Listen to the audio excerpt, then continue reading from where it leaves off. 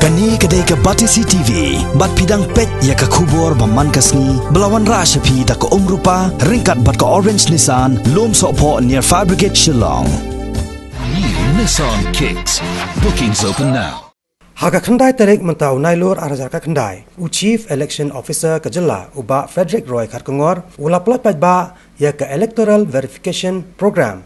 Haga jelang ke belalong haga school JNV Hanongstoin. Haga ni ke jelang haga ni ke sngi laidon rengkat ru Deputy Commissioner jongka West Castles District uba tilingwa nang tau System Engineer uba KG Nongrom bat lawan isimenta. Siaka ni ke jelang daki ADC jongka West Castles District ki officer nak kitnat sarkar boper ki kena skol bat kino hikai bat kiwi de ki ripat ba.